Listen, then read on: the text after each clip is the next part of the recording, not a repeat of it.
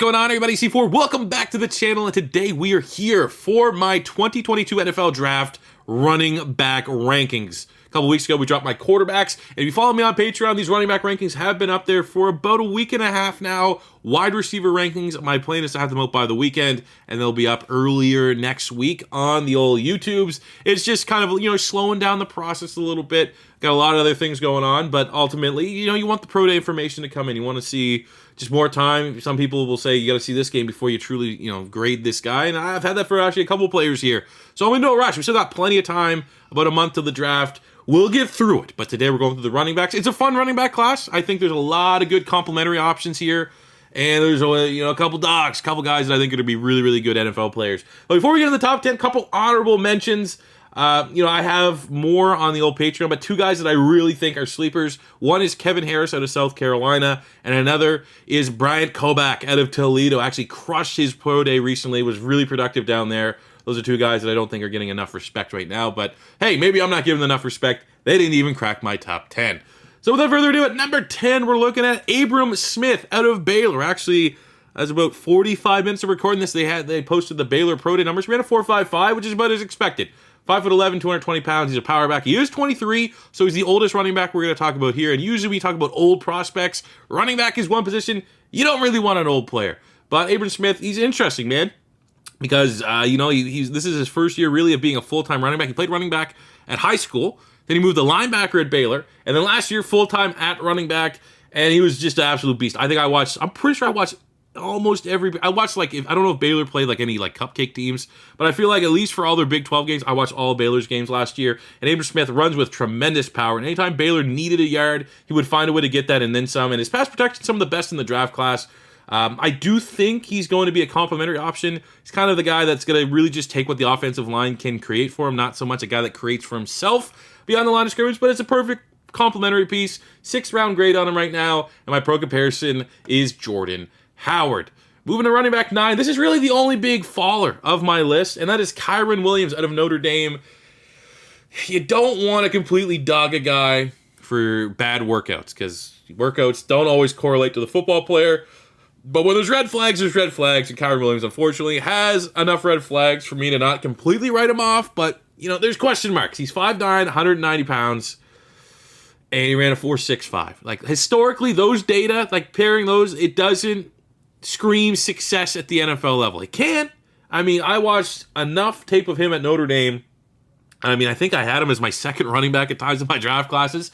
He's a damn good football player, but those testing numbers are certainly a little concerning. He's a guy that had almost 1,400 total yards, 42 catches, almost 15, 16, 17 touchdowns last year. So super productive. It's just red flags. Athletic things that they just can't really do about. But he's a great college football player. He can slash through the line of scrimmage for a big play. Did not really look like a 4.6 player. And he has proven receiving production from his time at South Bend. He's got to overcome the athletic and size concerns to the next level, but he's not a player you can just write off. He dominated too many games for Notre Dame to think that he's just going to be a failure because he couldn't run fast in gym shorts. So I do dog him just a slight bit in my rankings, but I've seen some people completely not even put him in the top 10. I think that's kind of disrespectful, but I think you go 5th, 6th round, and my pro comparison from him is Myles Gaskin.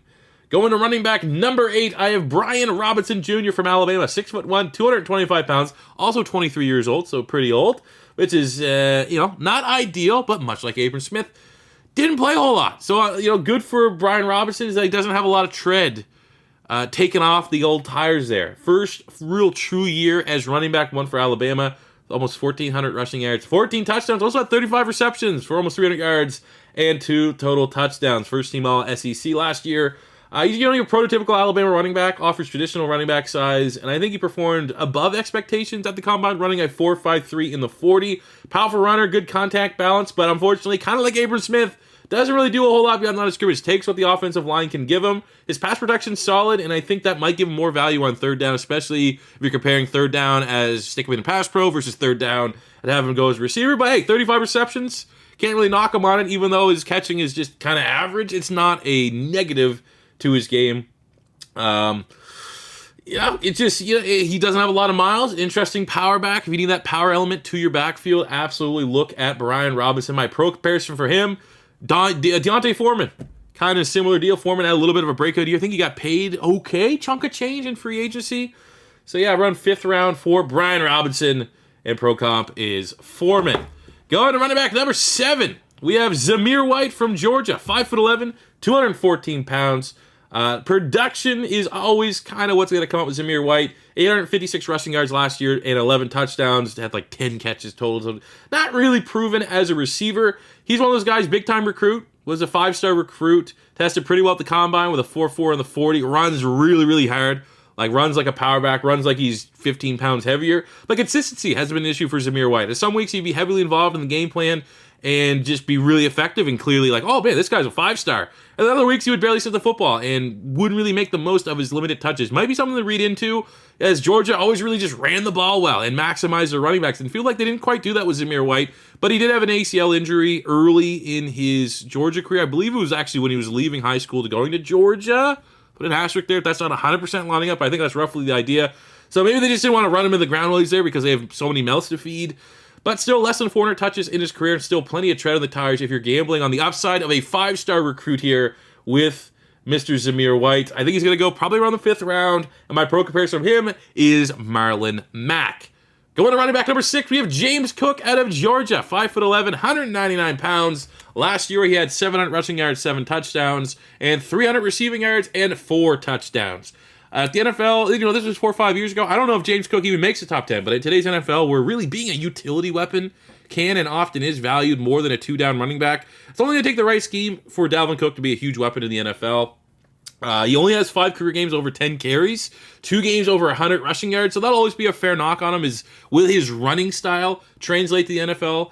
I feel like he brings this natural receiving ability, this weapon, this 4.42 speed, that in the right scheme, he's going to be valued a lot more than, say, some of these power backs, because some teams are already going to have that element to the running game. So I think James Cook is going to be a very valuable weapon.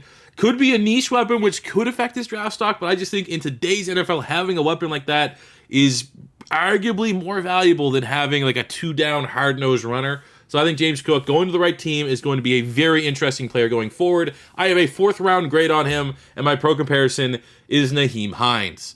Going to running back number 5, I got maybe 2 guys on this list that kind of differ from like a lot of consensus, especially if you're really into draft content, you're looking at a lot of people's rankings.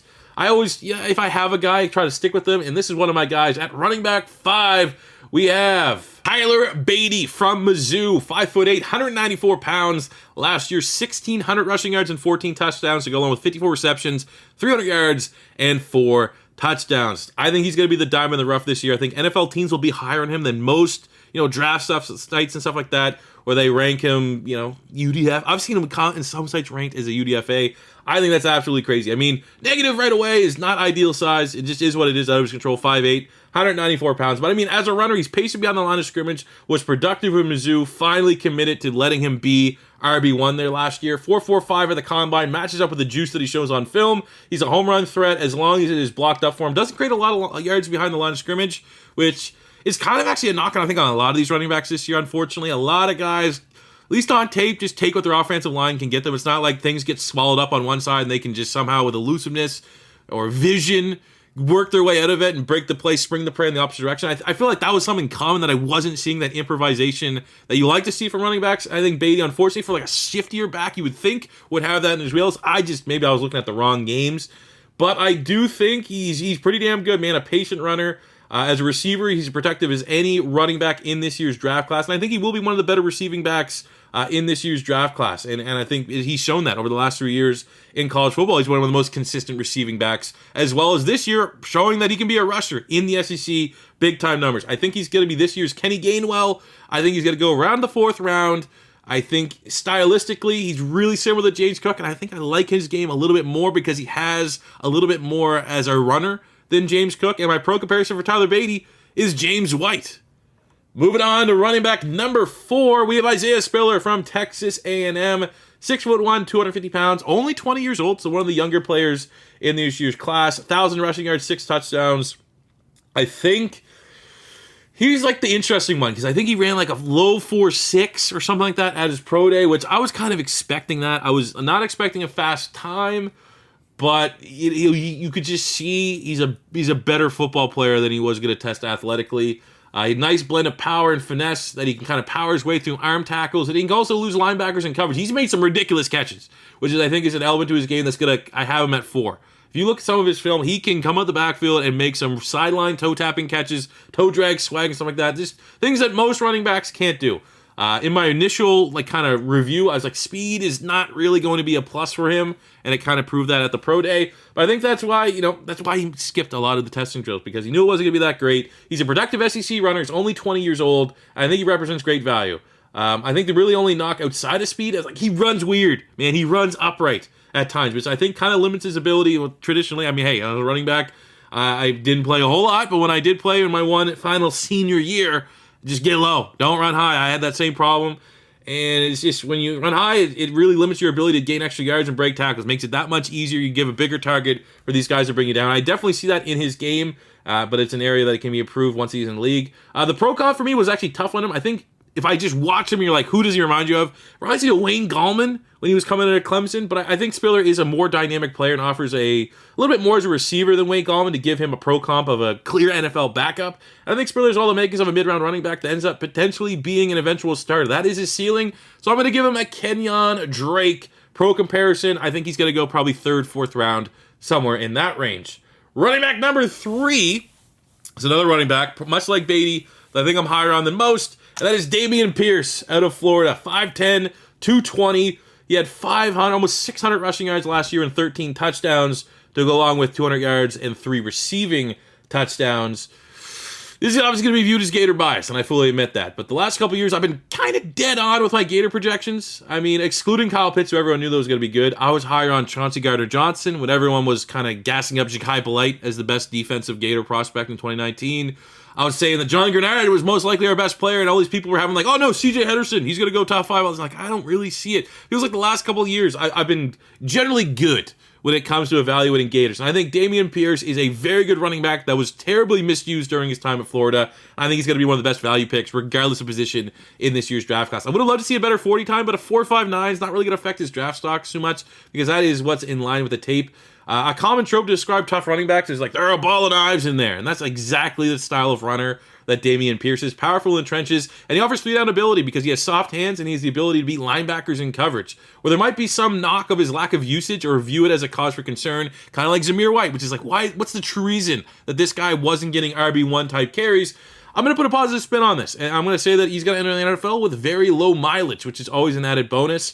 In 2020, we just let Kyle Trask throw the ball 40 times, and it worked. So there was no need to have that run game balance. So that's where the limited touch is. And in 2021, Dan Mullen was just awful. He was an awful coach, and pretty much the consensus of any Gator fan was, why did I not let Dameon Pierce run the ball more? He'd literally get like a 17-yard run, and then he wouldn't get a rep for a quarter and a half. So I don't know if it was sabotage. I don't know if he wasn't vibing with the coach or whatever, but Dameon Pierce is a damn good football player. I have a 3rd-round grade on him. And my pro comp on Patreon, I said Mark Ingram, but I think just for shits and giggles, when you really look at it, when you look at his running style, he's like a less explosive Javonte Williams.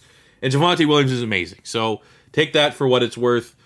Gator bias, maybe, but I really do think, and I won't be surprised if Dameon Pierce is an absolute stud at the next level.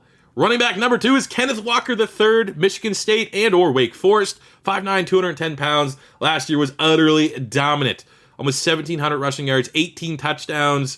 He was a savage in the 2021 game against Michigan. One of the most dominant running back performances I've ever seen in college football. It needs to be said right now. It was against a defense that has a lot of NFL talent, that their whole game plan was, we know this guy's going to get the ball. We got to try to stop it. And they couldn't do a damn thing about it. Kenneth Walker, like the top running back that we're going to get to, tested a lot better than expected at the NFL Combine. 4.38 in the 40, which definitely showed on tape because the home run ability was always there. But I would have guessed, and I would have put money that Kenny Walker would have ran faster to a 4.5 than a 4.3, which definitely helps his draft stock. He's not the biggest back, but at 210 and that speed, like you watch him play, he just tries to run dudes over. He runs like he's 230 pounds, which is good at the college level, but in the NFL, it might not fall into his favor in the hole or towards the sideline as much if he has that overconfidence, and it could put him on some people's highlight reel.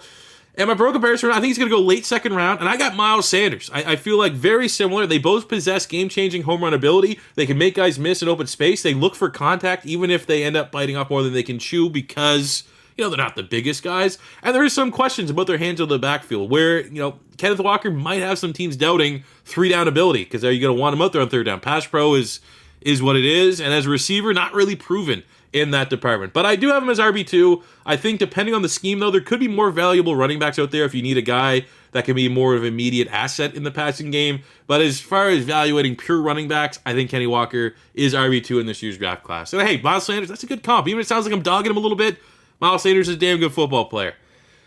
But finishing with the number 1 running back into this year's draft class, I think it's pretty much consensus across the board. And that's going to be Breece Hall out of Iowa State, 6'1", 220, only 20 years old, so he has the age going for him. 1,400 rushing yards last year, 20 touchdowns. Also had 36 receptions, 300 receiving yards, and 3 receiving touchdowns. Yeah, damn good football player, man. He's been in the top RB conversation for the last 2-3 years. He's crushed it in the Big 12 and went to the Combine and dominated. I didn't really have a true first-round grade on any running back entering into the Combine, but Breece Hall putting up historically good numbers in pretty much every measurable. I think it's good enough for a team that if they invest some team like Buffalo, something like that, a little bit late in the first round, invest in a running back, I think Breece Hall could be pretty damn dynamic immediately right out the gate. Well-rounded running back, the projects to be a 3-down back in the NFL, has the size to be able to pound the ball inside, the agility and contact balance to make guys miss at the second level, and the speed to hit a home run. I mean, the common blurb on Breece Hall's scouting reports is when you really watch him play, he's patient behind the line of scrimmage, and he can create things. Like something I've kind of dogged players in this video is there's a lot of guys in this class that the offensive line doesn't block it up. They're going to get what their own line can get them. Breece Hall, not that. He's a guy that can find a way to break a play, and that really kind of sets him apart and has him firmly running back 1 for me in this list. I think his hands on the backfield are still a work in progress, but he's been consistent and often reliable enough for the Cyclones since his freshman year. I think he'll be a guy that can get 40, 50 catches on the backfield in the NFL. The really only negative I have with Breece Hall is his tape doesn't exactly line up with how freaky he is at the Combine. And that's fine, but sometimes when you see a guy that's oh man, he's a generational athlete, you expect to see that every single time on tape. I just thought he was going to be a good athlete. Not nearly as good as what he was. Athletically and production-wise, kind of, it's a lazy comp to say David Montgomery but obviously these guys are getting recruited with similar skill sets to these schools for a reason. There is an element of David Montgomery to his game, but I think athletically and what I saw, it really reminds me of Darren McFadden when he was coming out of Arkansas. I mean, a lot of people disrespect Darren McFadden, but if Derek McFadden could stay healthy, he would have been one of the best, a top 10 running back from that era. Very, very good in college. Was an absolute beast. Great athlete. And I think I see a lot of Breece Hall in that game. So there you go, guys. Those are my top 10 running backs for the 2022 NFL Draft. Did I get it right? Did I get it wrong? Anything you differ on, let me know in the comment section below. That will do it for me here. If it's your first time stopping by, don't be afraid to hit that subscribe button. Smash the like button if you enjoyed. And until next time, it's C4 saying peace out.